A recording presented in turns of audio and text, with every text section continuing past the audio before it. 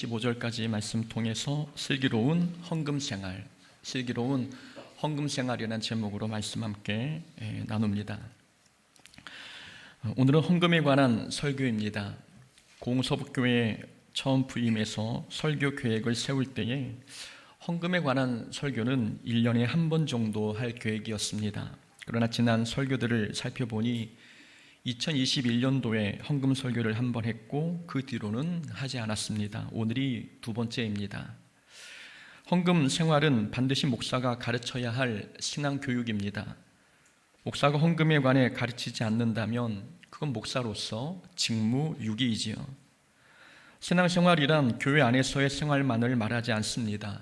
가정생활도 신앙생활이고 직장생활도 신앙생활입니다. 남편과 아내와의 관계, 그리고 부모 자녀의 관계, 교우 관계도 신앙생활이며 취미생활, 언어생활, 시간 활용, 그리고 경제생활도 신앙생활에 속합니다. 그래서 목사는 성도들이 올바른 신앙생활을 할 수 있도록 인생에 관련된 모든 주제에 관해 가르쳐야 합니다. 그러나 이상하게도 다른 주제의 설교는 여러 번 해도 별 탈이 없는데 헌금에 관한 설교는 잘해야 본전이고 자주 하면 탈이 납니다. 부교육자 생활을 했을 때 안타까웠던 점은 성도들 중에는 헌금 설교를 하나님의 말씀으로 받지 않는 분들이 계셨다는 점입니다. 목사님이 헌금 설교를 하시면 어떤 분들은 목사가 돈 이야기를 한다고 말합니다. 그분에게는 헌금 설교가 하나님 말씀이 아니라 돈 이야기였던 것입니다. 사람들은 다른 주제의 설교에 관해서는 그렇게 민감하게 반응하지 않습니다. 다른 주제의 말씀은 아무리 입에 써도 삼키려고 애씁니다. 그러나 유독 헌금 설교에 관해서는 예민하게 반응하지요. 그만큼 사람들이 돈에 민감하고 돈이 사람들 마음에 많은 비중을 차지한다는 것을 알 수 있습니다. 리차드 포스트라는 목사는 이렇게 말했습니다. 돈에 대한 태도를 보면 하나님께 대한 태도를 알 수 있다. 돈에 대한 태도를 보면 하나님께 대한 태도를 알 수 있다. 돈에 대한 태도가 영성의 척도이고 돈에 대한 자세가 그 사람의 신앙이라는 말입니다.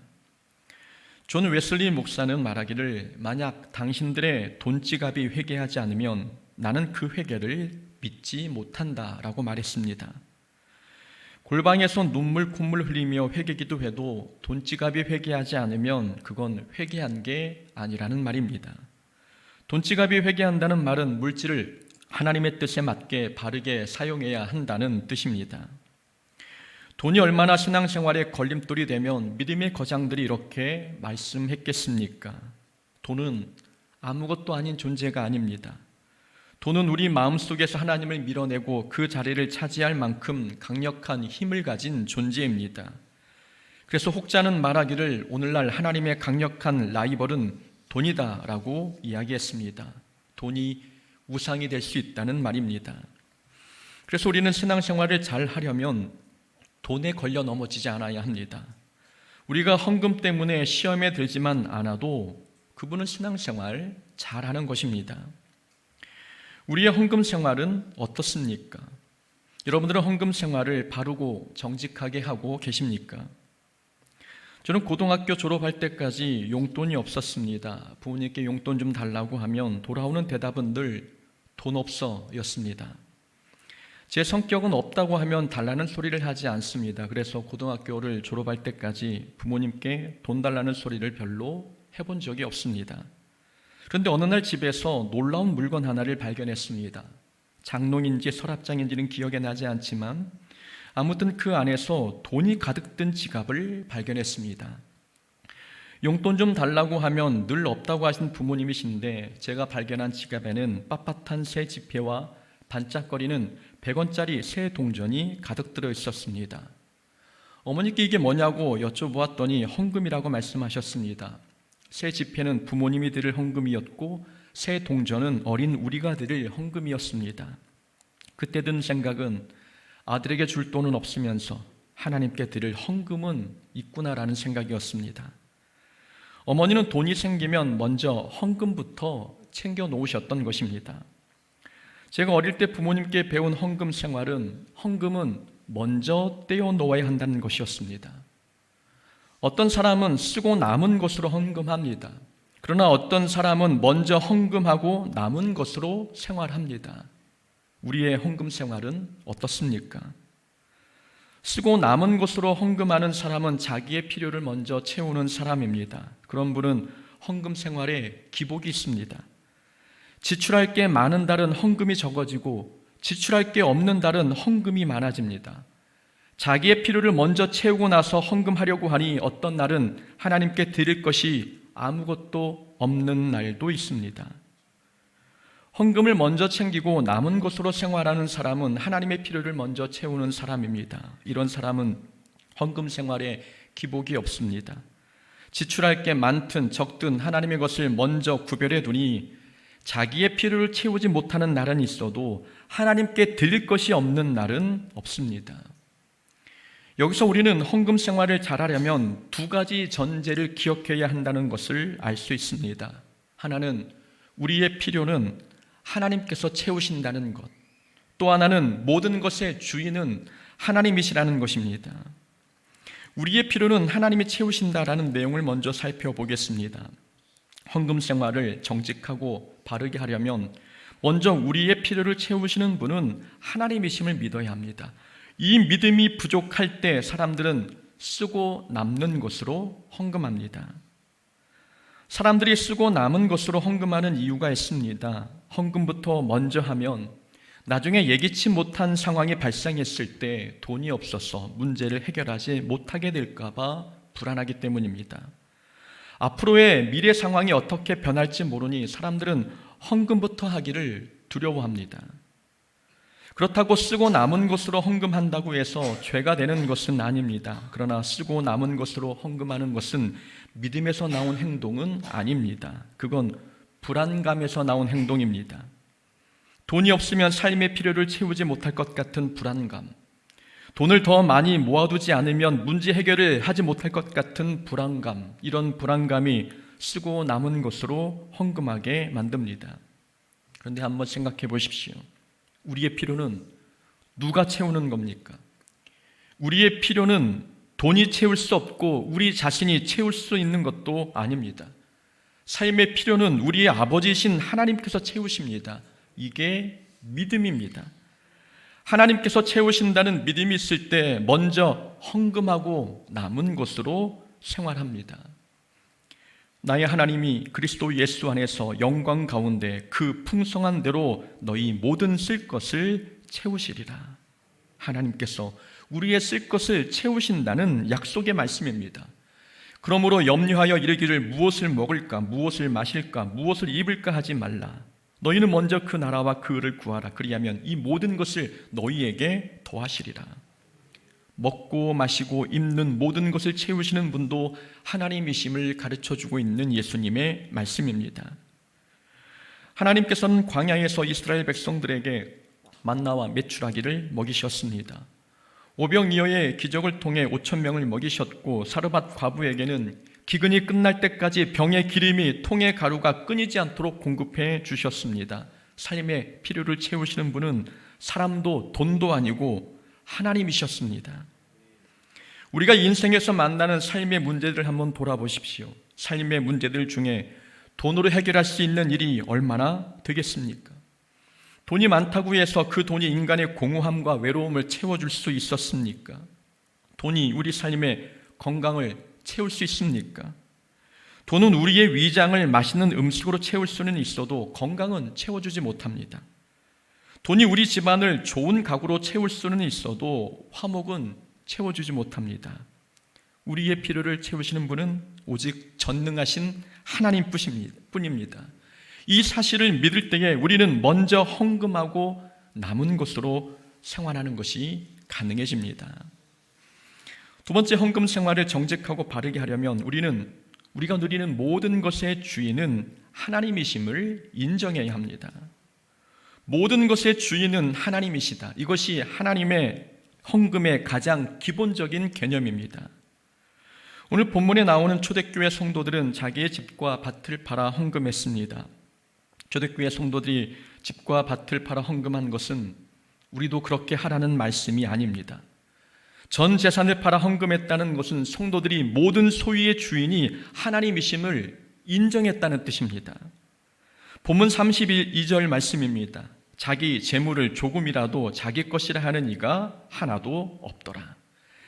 자기 재물을 조금이라도 자기 것이라 하는 이가 없도다. 이 구절이 본문의 핵심입니다. 성도들은 자기 재물을 자기 것이라고 생각하지 않았습니다. 내가 가지고 있는 것 같지만 모든 소유의 주인은 하나님이셨음을 그들은 고백한 것입니다. 그러니까 오늘 본문은 전 재산을 팔아 헌금하라는 말씀이 아닙니다. 모든 소유의 주인은 내가 아니라 하나님이심을 인정하는 것이 헌금의 정신임을 가르쳐준 것입니다. 우리가 얼마를 드리든 그 헌금에는 내 모든 것의 주인은 하나님이심을 인정하는 고백이 담겨 있어야 합니다.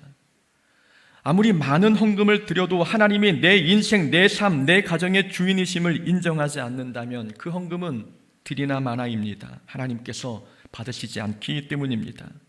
하나님은 돈이 필요한 분이 아니십니다. 하나님을 돈을 원하시는 분이 아니라 하나님을 삶의 주인으로 인정하는 우리의 믿음의 고백을 받기를 원하십니다. 그러니 우리가 올바른 헌금 생활을 하려면 먼저 하나님이 우리의 주인이심을 인정해야 합니다. 하나님이 주인이심을 인정할 때 먼저 헌금하고 남는 것으로 생활하는 일이 가능해집니다. 여호수아 6장부터 8장에 보면 여리고성 전투와 아이성 전투 이야기가 나옵니다. 두 전투에는 차이점이 있습니다. 여리고성 전투에서는 승리 후 얻은 전리품을 하나님께 모두 드려야 했습니다. 그러나 아이성 전투에서는 모든 전리품을 이스라엘 백성이 가질 수 있었습니다. 전쟁에서 이기면 전리품은 승자가 갖게 됩니다. 그러나 하나님께서는 여리고성 전투에서만큼은 모든 전리품을 하나도 빠짐없이 하나님께 드리라고 명령하셨습니다. 이유는 모든 것의 주인은 하나님이심을 가르치기 위함이었습니다. 전쟁에서 승리하게 하신 분도 하나님이시고 모든 소유의 주인도 하나님이심을 가르치시기 위해 하나님께서는 첫 번째 전쟁에서 얻은 전리품은 모두 하나님께 바치라고 하셨습니다. 그 대신 두 번째 승리로 얻은 전리품은 백성들이 모두 갖도록 허락하셨습니다. 이 순서가 중요합니다.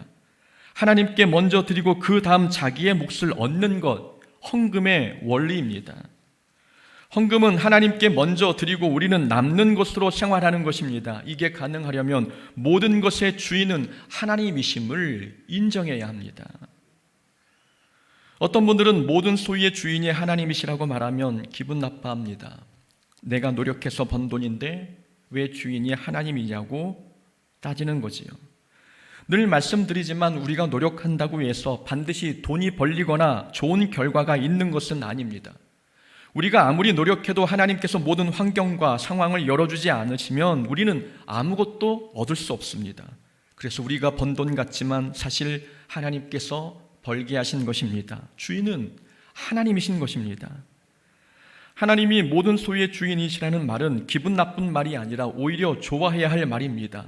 주인이 하나님이시면 삶이 더 풍성해지기 때문입니다. 우리는 보디발이 요셉에게 모든 소유를 맡겼을 때에 어떤 결과가 나타났는지 알고 있습니다. 보디발은 자기의 모든 소유를 자기의 종 요셉에게 맡겨 관리하도록 했습니다. 보디발은 이름만 주인이었지 실제적인 주인은 요셉이 되는 것입니다. 주인이 바뀌자 보디발 집의 소유가 더 풍성해졌습니다. 주인이 바뀌면 소유가 풍성해집니다. 주인 되신 하나님께서 우리 삶을 붙드시고 보호해 주시기 때문에 주인이 하나님이실 때에 우리의 삶은 더 풍성해지는 것입니다.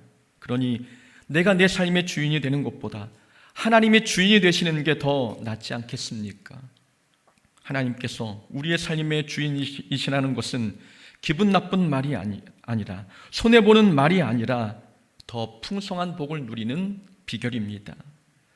올바른 헌금 생활은 모든 소유의 주인이 하나님이심을 인정할 때부터 시작됩니다. 하나님이 우리 소유의 주인이시라는 말을 좀 더 살펴보겠습니다. 모든 것의 주인이 하나님이심을 인정하는 헌금이 있습니다. 바로 11조 헌금입니다. 11조는 수입의 10분의 1을 하나님께 드리는 헌금을 뜻합니다. 11조에 관한 재미있는 예화가 하나 있습니다. 미국에서 어떤 젊은 청년 하나가 11조 설교를 듣고 감동을 받았습니다. 그래서 본인도 11조를 내야겠다고 결심했습니다. 그 당시 그 청년의 한 달 월급은 10불이었습니다. 월급이 10불이었으니 11조는 1불만 내면 되었습니다. 1불 정도 내는 것은 어려운 일이 아니었지요. 한참 11조 생활을 하다 보니 청년의 월급이 100불로 늘어났습니다. 그래서 11조는 10불이 되었지요. 10불이 조금 아깝긴 했지만 그래도 내지 못할 금액은 아니었습니다. 이제 청년의 한 달 월급이 1000불이 되었습니다. 100만 원 조금 넘는 금액입니다. 월급 1000불에 11조는 100불입니다. 청년은 아까웠지만 이를 악물고 냈습니다. 세월이 지나자 드디어 이 청년의 월급이 10,000불이 되었습니다. 11조는 그러니 1000불이었습니다. 1000불, 100만 원 조금 넘는 금액이 11조였던 것입니다. 1000불을 11조로 내려고 하니 손이 떨렸습니다. 청년은 도저히 1000불을 낼 수가 없어서 목사님을 찾아갔습니다. 목사님, 제가 11조를 서약하고 결심한 이래로 지금까지 한 번도 빠지지 않고 11조를 냈습니다. 그러나 한 달 월급이 10,000불이 되고 나니까 1000불에 11조를 내는 것은 솔직히 어렵습니다. 목사님, 어떻게 하면 좋을까요? 11조 서약을 취소하면 안 될까요? 목사님께서 웃으면서 말씀하셨습니다. 11조 서약을 취소하기는 좀 그렇고요. 형제가 11조를 쉽게 낼 수 있도록 제가 도와드리겠습니다. 어떻게요? 형제가 옛날처럼 한 달에 10불만 벌도록 제가 기도해드리겠습니다. 수입이 많으면 11조도 많아집니다. 그러니 수입이 많아질수록 11조는 점점 드리기 어려운 헌금이 되어버립니다. 3년 전 헌금 설교 때 말씀드렸습니다. 11조는 음으로 드리는 헌금이 아니라 형편에 맞게 드리는 것이라고 말씀드렸지요. 형편에 맞게 드려야 한다는 것은 많이 가진 자는 많이 드리고 적게 가진 자는 적게 드리는 것입니다. 다시 말하면 많이 가진 자는 11조가 아니라 10의 2조, 10의 3조를 드려야 하고 적게 가진 자는 20분의 1 또는 30분의 1을 드려도 된다는 말씀입니다. 많이 가진 자가 없는 자의 몫까지 감당해야 합니다. 그래서 우리 교회 11조 헌금 봉투에는 11조라고 쓰여 있지만 괄호 열고 월정 헌금이라고도 적혀 있습니다. 월정 헌금이라고 쓴 이유는 형편이 어려운 분들은 본인이 드릴 수 있는 액수를 정해 고정적으로 드리라는 뜻입니다. 10분의 1에 얽매이지 말고 형편에 맞게 드리라는 의미이지요. 그리고 많이 가진 자도 10분의 1에 얽매이지 말고 더 드리라는 뜻에서 11조 봉투에 월정 헌금이라고 쓴 것입니다. 이 월정 헌금 봉투는 많이 가진 자, 없는 자 모두를 위한 봉투입니다. 11조가 10분의 1을 드리는 헌금이라고 해서 10분의 1만 하나님의 것이고 10분의 9는 내 것이라는 뜻이 아닙니다. 10분의 10 전부가 하나님의 것이지요. 전부가 하나님의 것이지만 전부가 하나님의 것임을 인정하는 마음으로 10분의 1만 드리는 것이 11조 헌금의 의미입니다. 그러니까 11조 헌금은 우리가 하나님께 10분의 1을 드리는 게 아니라 하나님께서 우리에게 10분의 9를 주신 것입니다. 10분의 9도 하나님의 것이기에 우리는 10분의 9도 하나님의 영광을 위해 바르게 사용해야 합니다. 저는 11조를 강조하고 있는 게 아닙니다. 저는 한 번도 11조를 강요해 본 적이 없지요. 11조는 구원의 조건이 아니기 때문입니다. 그러나 전에도 말씀드린 것처럼 돈의 노예가 되지 않는 가장 좋은 훈련 방법은 11조 생활을 하는 것입니다. 돈이 우상이 되지 않게 하려면 정확한 11조든 아니면 월정 헌금이든 하나님께 정해놓고 드려야 합니다. 그리고 11조는 책임감과 사랑의 개념으로 드려야 합니다. 가정에서 아버지가 돈을 벌어오면 그 돈을 아버지만 쓰십니까? 아니면 전체 가족을 위해 사용하십니까? 돈은 아버지가 벌지만 아버지는 가족을 위해 생활비를 내놓고 자녀에게 용돈을 주며 이웃을 접대하는 데도 사용합니다. 그렇게 하는 이유는 아버지에게는 가족에 대한 책임감과 가족을 사랑하는 마음이 있기 때문입니다. 교회 성도들도 모두 하나님 안에서 한 가족입니다. 영적인 가족인 이 교회에도 들어갈 돈이 많습니다. 목회자 사례비, 교회 운영비, 구제비, 선교비 등 교회가 감당해야 할 일이 많습니다. 이걸 누가 책임져야 합니까? 우리 모두가 가족 구성원으로서 함께 책임져야 합니다. 그런 책임감과 교회를 사랑하는 마음으로 드리는 헌금이 11조 또는 월정 헌금입니다. 11조 헌금은 책임감과 사랑의 개념으로 드리는 헌금입니다. 사람들은 11조에 대해서 몇 가지 오해를 하고 있습니다. 첫 번째 오해는 11조를 율법의 개념으로 생각한다는 점입니다. 11조는 율법의 개념이 아니라 감사의 개념입니다. 11조는 꼭 드려야 한다고 법으로 정해놓은 것은 아닙니다. 11조는 하나님께 받은 은혜에 대한 감사의 마음으로 드리는 것입니다. 제가 요즘 자주 보는 영상이 있습니다. 탈북민에 관한 영상입니다. 탈북민들이 대한민국에 오면 정착금을 받게 되지요.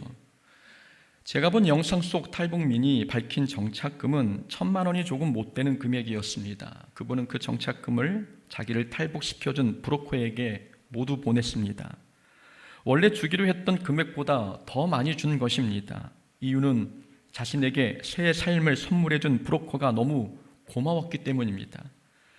지옥 같은 곳에 살던 자기를 천국 같은 곳에 살게 해줬는데 그 돈이 뭐가 아깝냐는 것이 그분의 고백이었습니다. 이런 마음이 우리가 드리는 헌금에 담겨 있어야 합니다. 하나님께서는 죄의 노예가 된 우리를 구원하셔서 새로운 생명과 삶을 주셨습니다. 하나님이 아니셨다면 우리 인생은 좌절과 실패와 절망뿐이었고 천국의 기쁨, 천국의 행복을 몰랐을 것입니다. 하나님의 사랑 덕분에 우리가 이런 은혜를 누리고 있는데 수입의 10분의 1이 되수겠습니까? 감사의 마음이 크면 헌금은 아깝지 않습니다. 11조는 율법의 개념이 아니라 감사의 개념으로 드리는 것입니다. 11조에 관한 또 하나의 오해는 11조를 내면 부자가 될 수 있다는 오해입니다. 11조를 내면 하나님께서 원금에 이자까지 쳐서 우리에게 돌려주신다고 생각하는 사람들이 있는데 그렇지 않습니다. 헌금을 세상의 경제관념으로 생각하지 말아야 합니다. 11조를 낸다고 해서 부자가 되는 것은 아닙니다. 이미 우리는 부유한 자입니다. 이미 우리는 하나님을 얻었고 생명을 얻었으며 천국을 소유했습니다. 우리는 하나님 안에서 이미 부유한 자입니다. 그러니까 11조는 부자 되기 위해 하는 게 아니라 그리스도인답게 살기 위해 하는 것입니다. 11조는 우리가 하나님의 자녀답게 살기 위해 하는 것이고 이 땅에 하나님 나라가 확장되는 데 쓰이도록 그걸 위해 우리는 헌금하는 것입니다. 11조가 우리를 부자로 만들어주지는 않지만 분명한 사실은 하나님은 우리를 결코 손해보게 하지 않으신다는 점입니다. 우리가 헌금 생활을 하면 하나님께서는 어떻게 해서든 어떤 방법으로든 갚아주십니다. 이 땅에서 갚아주시든 아니면 하나님 나라에서 상급으로 갚아주시든 하나님은 우리의 수고와 헌신에 반드시 보상해 주십니다. 그 보상이 우리에게 주어지지 않는다면 우리 자녀 세대가 받게 될 것이고 그 보상이 눈에 보이는 것일 수도 있고 아니면 기쁨, 만족, 뿌듯함과 같은 보이지 않는 것일 수도 있습니다. 하나님은 결코 우리를 손해보게 하지 않으십니다. 그래서 11조는 하나님께서 손해보게 하지 않으신다는 이 확실한 믿음이 있는 자들만이 할 수 있는 헌금입니다. 이렇게 말씀드려도 11조나 월정 헌금이 부담되는 분들이 계실 것입니다. 그러나 걱정하지 마십시오. 11조가 먼저가 아니라 하나님과의 관계 설정이 먼저입니다. 11조를 어떻게 내지라고 고민하지 마시고 먼저 하나님과 친밀한 관계를 맺도록 힘써야 합니다. 신앙생활의 목표는 11조가 아니라 하나님과 친밀한 관계를 맺는 것입니다. 하나님과 더 친밀해지면 그때는 헌금이 부담이 아니라 기쁨이 될 것입니다. 그렇다면 헌금하는 자의 자세는 어떠해야 할까요? 헌금하는 자의 자세는 두 가지입니다. 은밀하게 그리고 자원하는 마음으로. 이 두 가지가 헌금하는 자의 자세입니다. 헌금은 오른손이 하는 것을 왼손이 모르게 하라는 말씀을 따라서 드려야 합니다. 은밀하게 하라는 말씀이지요. 은밀하게 해야 하는 이유는 간단합니다. 헌금은 내 것을 드리는 게 아니기 때문입니다. 헌금은 하나님의 것을 하나님께 돌려드리는 것입니다. 그러니 자랑할 이유도 없고 자기 이름을 드러내려고 힘쓸 필요도 없습니다. 우리의 이름이 드러내지 않고 은밀하게 할 때 우리의 헌금은 보물을 하늘에 쌓는 헌금이 됩니다. 또한 헌금은 억지로 드릴 게 아니라 자원하는 마음으로 드려야 합니다. 각각 그 마음에 정한 대로 할 것이요 인색함으로나 억지로 하지 말지니 하나님은 즐겨내는 자를 사랑하시느니라. 헌금은 인색하게 드렸어도 안 되고 억지로 했어도 안 됩니다. 하나님은 자원하는 마음으로 드리는 자를 사랑하신다 말씀하고 계십니다. 헌금을 자원하는 마음으로 드려야 한다는 말은 쉽게 표현하면 헌금은 해야만 하는 것이 아니라 하고 싶은 것이 되어야 한다는 말입니다. 다시 말씀드립니다. 헌금은 해야만 하는 것이 아니라 하고 싶은 것이 되어야 합니다. 이 경구는 헌금에만 적용할 게 아니라 신앙생활 전체에 적용해야 합니다. 하나님의 일은 해야만 하는 일이 아니라 하고 싶은 일이 되어야 합니다. 교회 청소, 주방봉사, 전도, 주일 성수, 이 모든 일은 해야만 하기 때문에 하는 게 아닙니다. 우리가 하고 싶어서 하는 것입니다. 그런 모습이 자원하는 마음으로 신앙생활 하는 모습입니다. 한번 질문해 드리겠습니다. 여러분들은 목사가 헌금을 자원하는 마음으로 드려야 한다고 가르치면 헌금이 적게 거칠 것 같습니까? 아니면 많이 거칠 것 같습니까? 11조를 형편에 맞게 드리라고 가르치면 드리는 자가 많을까요? 안 드리는 자가 많을까요? 저는 교회를 개척하기 전에 먼저 헌금에 관한 개념을 정리하고 싶었습니다. 그래서 논문도 찾아보고 책도 찾아 읽었습니다. 그렇게 해서 내린 결론은 늘 말씀드린 것처럼 11조는 형편에 맞게 드려야 하는 것이었고 모든 헌금은 자원하는 마음으로 드려야 하는 것이었습니다. 이렇게 결론을 내리고 보니 걱정이 되었습니다. 이렇게 가르치면 성도들이 헌금을 할까? 이런 걱정이 들었습니다. 개척교회는 만 원도 아쉬운 입장인데 내가 헌금에 대해 너무 많은 자유를 주는 게 아닐까? 어떤 분들처럼 11조를 드리면 하나님께서 100배, 60배, 30배로 갚아주실 것입니다. 정직한 11조를 하면 하나님께서 복을 쌓을 곳이 없도록 부어주실 것입니다 라고 강하게 설교해야 하지 않나 라는 생각이 들었습니다. 고민 끝에 내린 결론은 헌금은 많이 내게 하는 게 중요한 게 아니라 하나님이 받으시는 헌금이 되도록 가르치는 게 더 중요하다는 결론이었습니다. 헌금을 많이 내도 하나님께서 받지 않으시면 아무 소용이 없습니다. 그래서 성도들이 헌금을 많이 내든 적게 내든 하나님께서 받으시는 헌금이 될 수 있도록 바르게 가르쳐야겠다는 생각이 들었습니다. 그리고 또 하나 고민 끝에 내린 결론은 교회는 하나님이 이끌어 가시는 것이지 돈이 이끌어가는 게 아니라는 결론이었습니다. 헌금에 대해 바르게 가르쳤는데 성도들이 헌금에 대해 너무 자유해서 헌금하지 않는다면 그건 하나님께서 책임져 주실 일이라고 믿었습니다. 우리 하나님께서 교회가 돈이 없어서 교회를 어려움에 빠지게 하시는 분이 아니라는 생각이 들었던 것입니다. 그렇게 생각하고 보니 자유함이 저에게도 찾아왔습니다. 그리고 성경에 보면 자원하는 마음으로 드린 헌금은 부족한 적이 없었습니다. 출애굽기 35장에 보면 이스라엘 백성이 광야에서 성막을 건축할 때 모두 자원하는 마음으로 헌금했습니다. 자원하는 마음으로 헌금한 결과가 어떻습니까? 있는 재료가 모든 일을 하기에 넉넉하여 남음이 있었더라. 자원하는 마음으로 헌금했는데도 넉넉해서 남을 정도였다고 기록하고 있습니다. 솔로몬이 성전을 건축할 때도 백성들은 자원하는 마음으로 헌금했습니다. 이스라엘 역사 속에서 예루살렘 성전이 가장 크고 화려했던 때는 솔로몬이 건축했을 때입니다. 성전을 그렇게 화려하고 거대하게 건축했다는 것은 백성들이 자원하여 드린 헌금이 넉넉했다는 뜻입니다. 헌금을 자원하는 마음으로 드려도 하나님께서는 부족하게 하지 않으십니다. 헌금은 자원하는 마음으로 드려야 하나님께서 받으시고 교회도 넉넉해집니다. 헌금은 은밀하게 그리고 자원하는 마음으로 드려야 합니다. 마지막으로 헌금에 대한 잘못된 태도에 대해서 간략하게 말씀을 드리면서 설교를 마치고자 합니다. 헌금은 계산적으로 드리지 말아야 합니다. 하나님은 우리에게 은혜를 베푸실 때 수지타산을 계산하면서 베풀지 않으십니다. 그러니 헌금은 머리로 계산해서 하는 게 아니라 감사의 분량대로 하는 것입니다. 헌금은 교회에 내는 게 아니라 하나님께 드리는 것입니다. 그래서 우리는 교회 재정을 보고 헌금 액수를 조절하지 말아야 합니다. 재정이 넉넉하면 덜 드리고 부족하면 더 드리는 그런 헌금이 아니라 하나님께 약속한 헌금이 있으면 교회 재정과 상관없이 드려야 합니다. 헌금은 하나님께 드리는 것이기 때문입니다. 복은 헌금을 통해서 오는 게 아닙니다. 하나님이 나의 주인 되심을 고백하는 그런 믿음을 통해서 복이 오는 것입니다. 그리고 하나님께서는 우리의 헌금 생활을 지켜보신다는 생각을 가져야 합니다. 예수님께서 2렙돈 드린 과부의 헌금을 지켜보신 것처럼 하나님은 우리의 주머니, 우리의 금고, 우리의 통장까지 들여다보시는 분이십니다.